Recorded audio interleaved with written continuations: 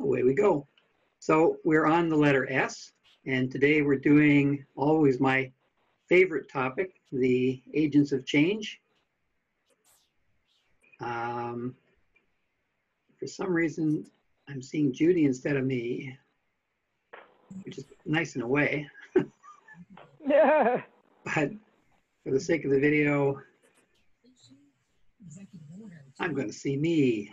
Okay. So agents of change.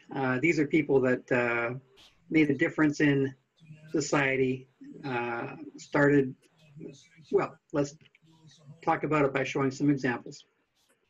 As always, we're going from the oldest to newest, and we're starting with William Smith. He was an independent MP who made our religion, Unitarianism, legal in Britain. William didn't win every election in his long career, but he won and represented 3 different ridings, which was impressive for an independent radical. William was not an Anglican, and so by law, specifically the Test Acts of 1661, 1673, and 1678, he could not hold the 4 great offices of state. That's Prime Minister, the Exchequer, Foreign Secretary, or Home Secretary. And he was a Unitarian, and so by law, specifically the Blasphemy Act of 1697, it was a crime for him to state his beliefs out loud. William was a leading force in changing both of those laws, but it took decades. Dissenters challenged the Test Acts in 1787 and finally won 41 years later in 1828. Unitarians challenged the Blasphemy Act in 1792, and they won 21 years later in 1813. When Parliament passed the Doctrine of the Trinity Act, it was nicknamed Mr. William Smith's Bill. Now, the Blasphemy Act, believe it or not, actually stayed in force until 1967, but after 1813, Unitarianism was no longer blasphemy. Our William was a friend of William Wilberforce and a member of the Clapham sect. Giving credit where it's due, Wilberforce and most of the Claphams were liberal Anglicans, not Unitarians. It was they who won the fight to end the African slave trade and outlaw slavery in the British Empire, 1833. Wilberforce, although he was retired by then and not present, got a standing ovation when his name was cited in the House of Commons. The law came just 3 days before his death. Sadly, the new laws were openly flouted at first. Our William lobbied for enforcement. He and Zachary Macaulay founded the London Society for the Abolition of Slavery in our colonies. By the way, William was grandfather to Florence Nightingale. I personally don't feel that we can claim Florence, even though she is sometimes claimed. So it's nice to at least have this connection. Next comes Charles Spear. I couldn't find a picture of Charles Spear. So here instead is a book that he wrote and sold door to door for 2 years when he was between jobs. Charles was a Universalist minister and an early advocate for abolishing the death penalty. Of course, he was not the first. The death penalty was abolished in China in 747 CE for 12 years, and in Japan in 1818 CE for 300 years. The first abolition in modern times was Tuscany, 1786. But from age 27, Charles preached against the death penalty. His first argument, all human life is sacred. Second argument, judges and juries make mistakes and kill innocents. Third argument, blacks were killed far more than whites for the same crime, which showed the death penalty was a racist weapon of terror and intimidation. In 1845, he found a national newspaper called The Hangman, soon renamed, and he was wise to rename it, soon renamed The Prisoner's Friend. It was dedicated to, quote, the abolition of capital punishment and the reformation of the criminal. Another quote, I want our prisons to be more like hospitals. There are mixed reviews on Charles's effectiveness. His credibility was hurt by association with his brother John, whom we'll be seeing soon. Be that as it may, the movement they both championed had its successes. In Charles's lifetime, 3 states abolished the death penalty, several more reduced its use, and the prison conditions improved, as many prisons turned from revenge to rehabilitation. As promised, here's John Murray Spear, another guy without a picture. This is Charles's younger brother. Born in Boston, he was named after Universalist John Murray, and he attended the Universalist Church of America under Hosea Ballou. He was sort of Mr. Universalist. Mr. Universalist really got the denomination going in North America. As an adult, John championed many reform causes: abolition, temperance, women's rights, and, with his brother, an end to capital punishment. John was an associate of radical Unitarian abolitionists, Theodore Parker and William Lloyd Garrison, and a member of the Massachusetts Anti-Slavery Society, the MASS. It's hard for us today to understand how New Englanders felt about the MASS. Imagine you are in a group today where everyone agrees corporations are too powerful and CEOs are overpaid and something ought to be done. Suppose there's only a couple of people there arguing loudly that all CEOs should be fired, all corporations should be nationalized, and there should be no compensation to the shareholders. That's the MASS on slaves and slaveholders. And frankly, it sounds reasonable to us now, but it was radical then. Once John was attacked and got head injuries that bothered him for months. Now, in 1841, any slave who entered Massachusetts became legally free. John became famous by bringing a writ of habeas corpus to get access to a slave named Lucy Faggins, and then enticing her to claim her freedom. For this, he was labeled a thief and forced to give up his pulpit. After 1850, when the Fugitive Slave Act required that escaped slaves be returned, even from Massachusetts, John joined the Underground Railroad. So far, so good. Now we move to 1852 and find out why Charles had a little trouble living down John. 1852, John turned 48 and began his conversations with, quote, the Association of Electrolyzers, unquote, which included Thomas Jefferson, Benjamin Franklin, and several other people who were chiefly famous for being dead. John had embraced spiritualism and believed he was the spokesperson for a Congress of Spirits. The Spirits recommended establishing utopian communities in Keantone, New York, and Patriot, Indiana, although nothing came of it.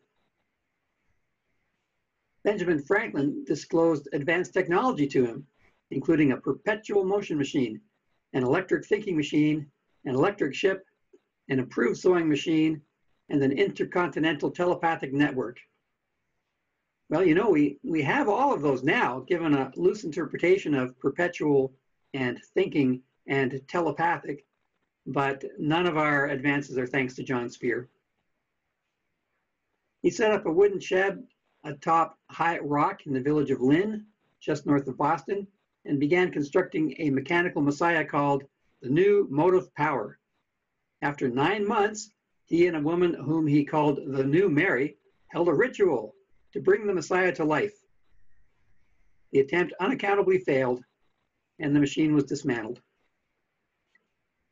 When he turned 55, the spirits urged John to proclaim the doctrine of free love and promote birth control. That advice may have been prompted by an affair and illegitimate son with Carolyn Hinckley. John divorced his wife and married Carolyn. They lived in England, giving spirit readings for 6 years before moving to San Francisco.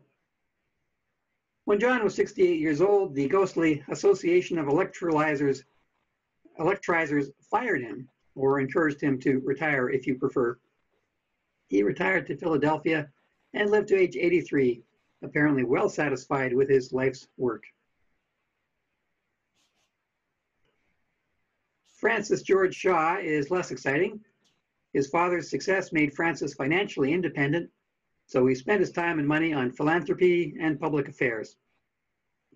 He was a social reformer and a passionate abolitionist. He was a good influence on his son, who we will see later in the Civil War, as the white officer of an all-black regiment. That won't be today, but, or will it? I forget. We'll see. Henry Solly was a British Unitarian minister who founded institutions for Britain's working poor. Young Henry was a strong supporter of radical causes: voting reform, anti-slavery, free education, repeal of the Corn Law, which made food expensive for the poor, better working hours, and museums open on Sundays when workers could visit. Henry was enough of a gadfly to the comfortable Unitarian establishment that he could not get a good congregation. By age 49, he was unemployable and never held a pulpit again. However, that was the start of his best work. He was key in founding workingmen's clubs across Britain. Like settlement houses in America, these clubs brought recreation, culture, and education to the working class. Henry led the movement as secretary with pay for 5 years. He was then forced to resign in 1867 because he refused to allow the sale of alcoholic beverages, which most workers considered essential at a club. In 1868, he read his paper, "A Few Thoughts on How to Deal with the Unemployed Poor of London and with its Roughs and Criminal Classes," at a meeting of the Royal Society of Arts. The Society of Arts thought he'd got it right, and in 1869, they founded the so-called Charity Organization Society. It focused on self-help and fixing broken social situations, not band-aids like food handouts. As the saying goes, they taught people to fish rather than feed them single fishes. In 1884, at 71, Henry founded the Society for the Promotion of Industrial Villages. His own society was a failure, but his idea was not. He was a forerunner to Sir Ebenezer Howard's Garden City movement, which promoted city planning of basically suburbs with a decent town-country balance as the cure for overcrowded industrial cities. Henry retired around 1885. He felt somewhat discouraged, which is a real shame because today he is recognized as a major player in changing Britain's social landscape. His unwillingness to compromise made him a difficult person, but in the end, he was an effective one. Elizabeth Cady Stanton was an influential abolitionist and suffragist. She organized and promoted the first Women's Rights Convention in 1848, held across the river from her home in Seneca Falls, New York. She was on the bleeding edge of the movement her whole life. She was friends with Lucretia Mott and Susan B. Anthony. She was president of the National Women's Suffrage Association. She worked hard for the abolition of slavery, but was outraged when Black men were given personhood and the vote, while white and Black women were still denied it. She grew more radical as she aged and eventually split from the movements that she had begun. They thought her cause was just, but her methods scared them. Elizabeth was the organizer of the Woman's Bible, written by a committee of 26 women and published in 2 parts, 1895 and 1898, when Elizabeth was over 80 years old. It was a reinterpretation of the Bible in the light of liberal theology, mostly to fight the idea that women should be subservient to men. It was a bestseller thanks to her fame and its controversial nature. But you know, I can't call it a success. Bible scholars now do not consider it an accurate version, and suffragists were so appalled by its audacity that they denounced it, afraid of the backlash. It was not until the 1960s that feminism would take a strong and scholarly position on Bible interpretation. Elizabeth was also the mother of Harriet Stanton Blatch, who was another prominent suffragist. And Lucy Stone was another abolitionist and a well-known suffragist, noted for keeping her last name after marriage. In 1847, she became the first woman from Massachusetts to earn a BA, though she had to go to Ohio to get it. Now, when her local government gave women the vote, Lucy missed out. She refused to be registered as Mrs. Blackwell, which is the only name they would have accepted.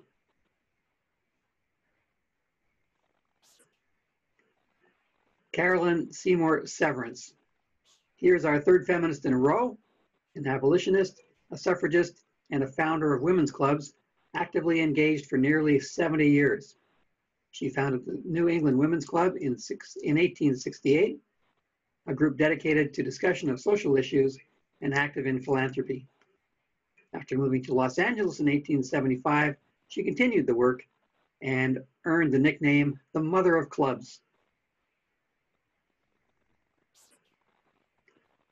Margaret Louise Higgins Sanger Slee was the coiner of the term birth control.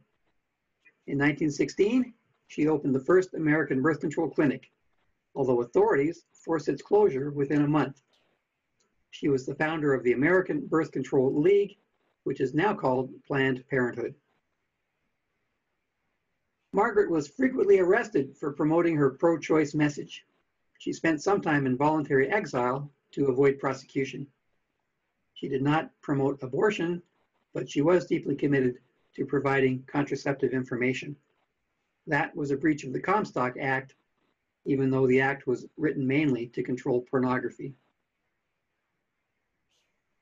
Margaret was always controversial, and she remains so. I don't even require that you like everything about her. She thought of humans the way farmers think of their stock. Farmers want to breed the best to get healthy babies, and so did Margaret.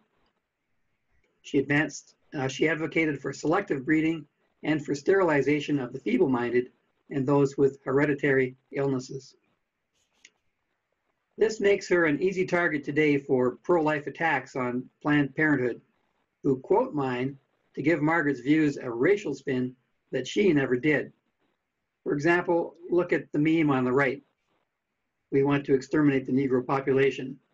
No, here's the full quote. The most successful educational approach to the Negro is through a religious appeal. We don't want the word to go out that we want to exterminate the Negro population, unquote. Well, as for me, I don't want the word to go out that I invite people to my talks in order to kill them and eat them, because I don't. Margaret's work was actually supported by Black leaders from W.E.B. Du Bois, her contemporary, to Martin Luther King Jr. Some internet pages will also tell you that Margaret said, quote, Slavs, Latin, and Hebrew immigrants are human weeds, unquote. It's a straight up lie. She just never said it. The fact-checking site Snopes.com can't trace the words any earlier than the 1980s. Planned Parenthood finds it necessary to provide a fact sheet debunking all the inaccurate claims. Margaret's real focus was to encourage people to have children only when they were mentally and economically ready. Here's a real quote.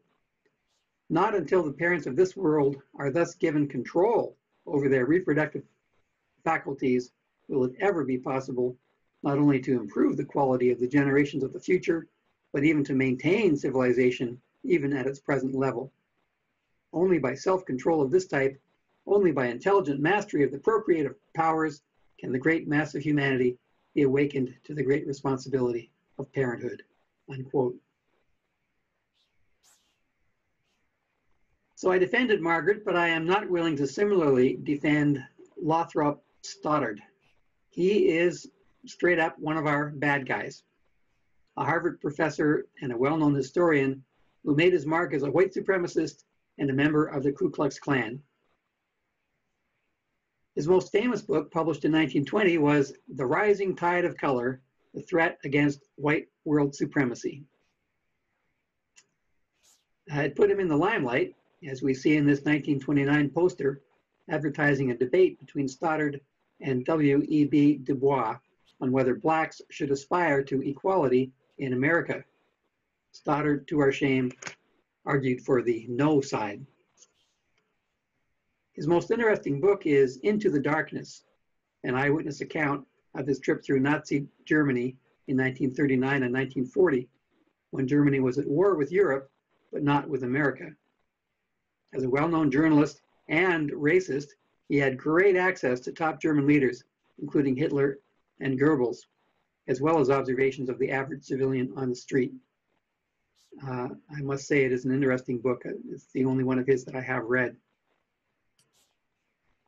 I looked for something positive I could take away from my research on Stoddard. He covered many subjects, including Islam, the rise of Japan, and communist Russia. I like history, and I'm not afraid of reading opinions that disagree with me. Still, in the end, he is on the wrong side of history, at least 20th century history. In America, he argued against black equality. In Nazi Germany, he watched a eugenics court in progress and approved of its operations, calling it perhaps too conservative. You know, I still hope that our descendants may all use future technology for DNA selection within their own families. Let them self-practice eugenics to avoid hereditary diseases and give their children the best chance for a happy and healthy future. But we can't use Margaret Sanger's way, and emphatically not Lothrop Stoddard's way. Samantha Smith. November 1982. Dear Mr. Andropov, my name is Samantha Smith. I am 10 years old. Congratulations on your new job. I have been worrying about Russia and the United States getting into a nuclear war. Are you going to vote to have a war or not? If you aren't, please tell me how you are going to help to not have a war. This question you do not have to answer, but I would like to know why you want to conquer the world, or at least our country. God made the world for us to live together in peace and not to fight. Sincerely, Samantha Smith. April 1983. Dear Samantha, I received your letter.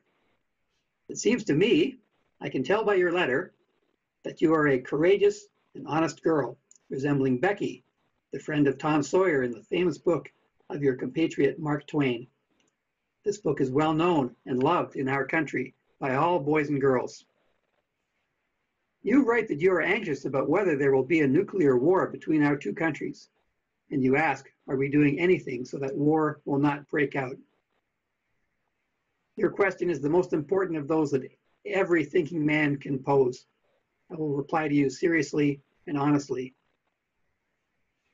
Yes, Samantha, we in the Soviet Union are trying to do everything so that there will not be war on Earth. Soviet people well know what a terrible thing war is. 42 years ago, Nazi Germany, which strove for supremacy over the whole world, attacked our country, burned and destroyed many thousands of our towns and villages, killed millions of Soviet men, women, and children. In that war, which ended with our victory, we were in alliance with the United States. Together, we fought for the liberation of many people from the Nazi invaders. I hope that you know about this from your history lessons in school. And today, we want very much to live in peace, to trade and cooperate with all our neighbors on this earth, and certainly with such a great country as the United States of America. We want peace. There is something that we are occupied with: growing wheat, building and inventing, writing books, and flying into space. We want peace for ourselves and for all peoples of the planet, for our children and for you, Samantha. I invite you, if your parents will let you, to come to our country, the best time being this summer. You will find out about our country, meet with your contemporaries, visit an international children's camp, Artek, on the sea, and see for yourself. In the Soviet Union, everyone is for peace and friendship among peoples. Thank you for your letter. I wish you all the best in your young life. Y. Andropov. Well, Samantha took that trip and became known in both countries as America's youngest ambassador. I am very sad to tell you that Samantha died in a plane crash in her home state of Maine at the young age of 13.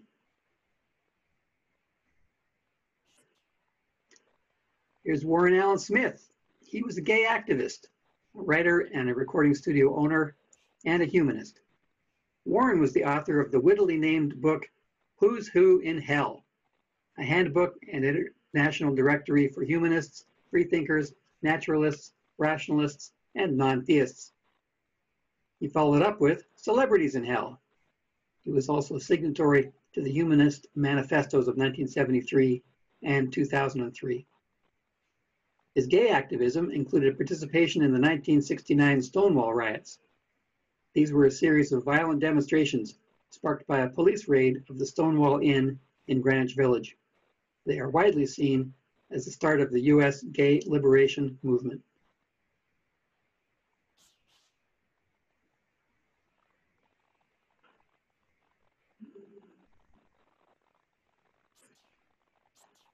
Ellery Schempp.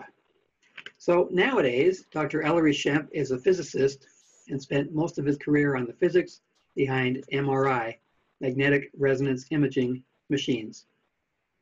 But he was still a kid when he became famous, when he started the court case Abington School District versus Schempp.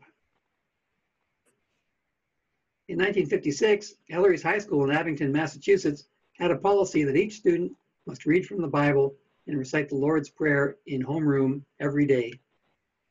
On November 26, Ellery made a protest. He brought and read from the Quran instead. His teacher sent him to the office. Ellery, his father, and the ACLU sued the Abington School District to defend Ellery's rights.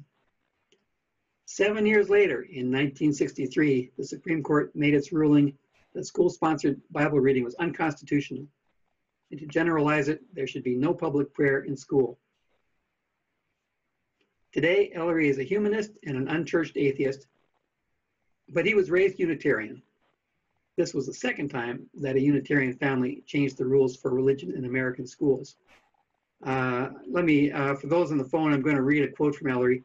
Our Constitution mentions religion just twice, and both times the word no are attached. I've got a footnote on that. Should be is attached, but Ellery, perhaps you were in court during that lesson, and thank you anyway.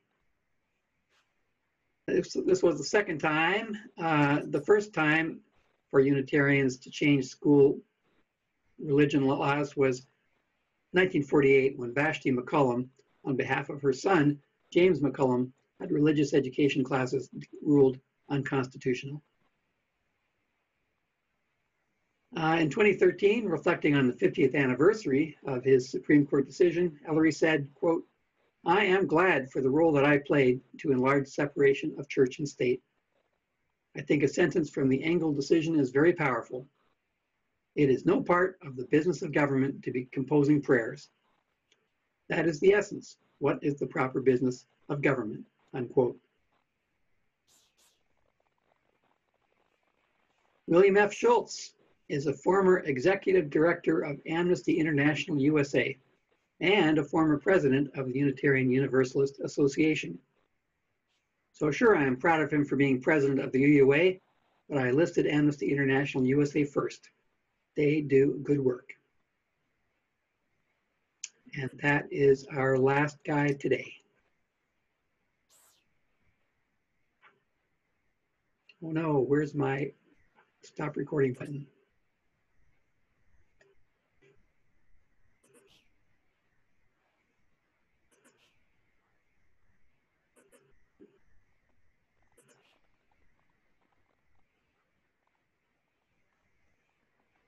There it is.